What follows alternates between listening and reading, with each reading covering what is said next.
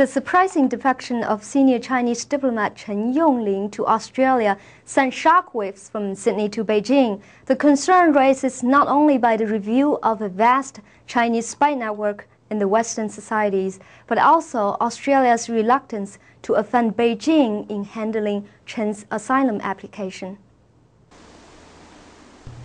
Over the past 4 years, this is what Chen Yonglin has been doing for employment.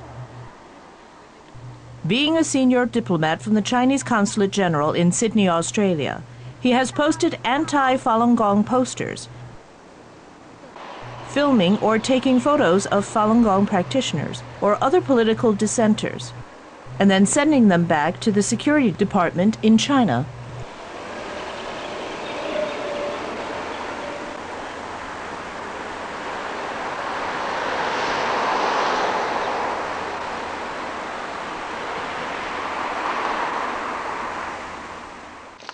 However, on June 4, 2005, Chen Yongling stepped to the forefront of media attention, publicly announcing his defection and criticizing the Chinese Communist government. Who joined the Communist Party is not for the purpose, as it said, for the serving for the people. It's for their own private, individual purpose. I believe this undemocratic government will finally be overthrown by the people. A week ago, the 37-year-old diplomat left his consulate post as Counsel for Political Affairs and sought political asylum in Australia, saying that he could no longer support his country's refusal to embrace democratic reform and its ongoing persecution of people who practice Falun Gong. 刚开始的时候对法轮功不怎么了解，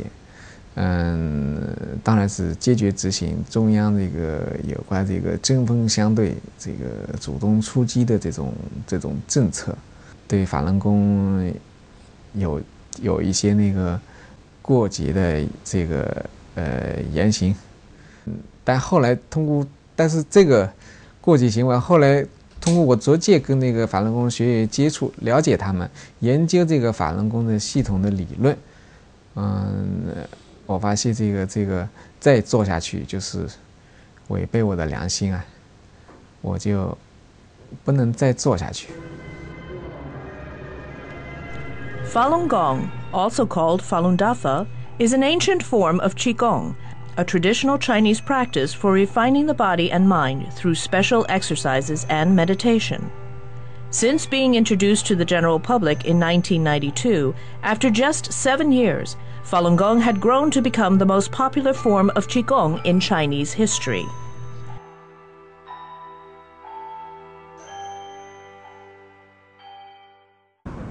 However, in July 1999, the Chinese Communist Party leader, Jiang Zemin, started an international campaign against Falun Gong. Since the start of the crackdown, practitioners outside China have been appealing in front of the Chinese embassies worldwide in order to raise awareness and to call for an end to the persecution. In the meantime, most Chinese diplomats, like Chen Yonglin, have focused their jobs on monitoring Falun Gong practitioners in the country and implementing countermeasures against the group. Even here, you will find there are a lot of Chinese secret agents and the Chinese consulate staff were hiding somewhere. They will monitor the activity and report back, and they take some measures against the movement of democracy movement and Falun Gong. It made a lot of people surprised and possibly uncomfortable when Chen Yonglin revealed that there is a network of 1,000 Chinese spies operating in Australia. The spies aim not only to steal military and technology secrets, but also to influence, repress, and even control the ideals and actions of Australia. 特别是在目前这个华人社团，在海外的华人社团，中共千方百计对这个华人社团进行渗透与控制，从精神上进行控制。This is the record that the government Yet has, spying, or espionage, has been a common and sometimes critical part of relationships between different sovereign states since the beginning of recorded times. People always want to know what's going on the other side of the wall. Here in Washington, D.C., there is even an international spy museum. In this particular exhibition, we can find the intelligence services marks of all countries. Yet according to the executive director of the museum, Mr. Peter Ernst, a veteran CIA officer, there are differences between spies. We deal with both collection, trying to learn information, secret information that someone else may not want us to have, as well as covert action, which is trying to influence events. Now, the question is, what's the difference? A spy is a spy is a spy.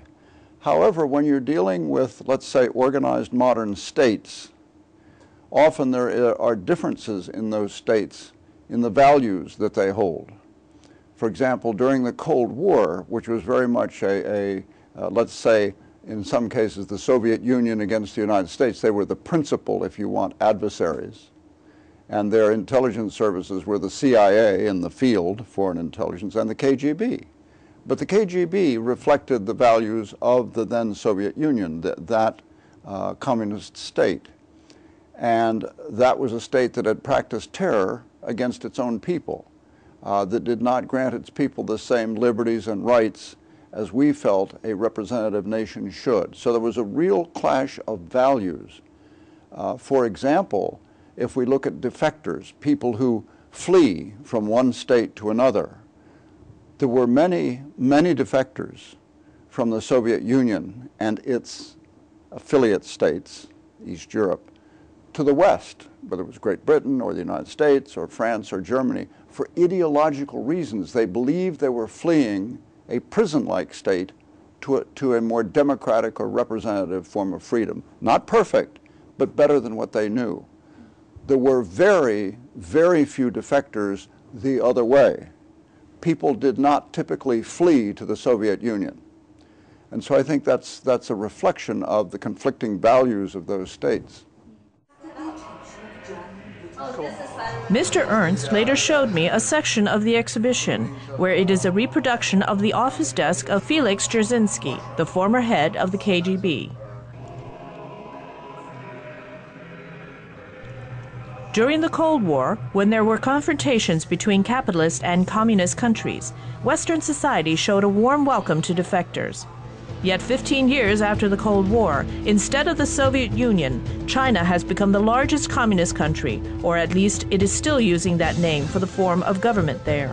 And instead of the Cold War, there comes an economy globalization.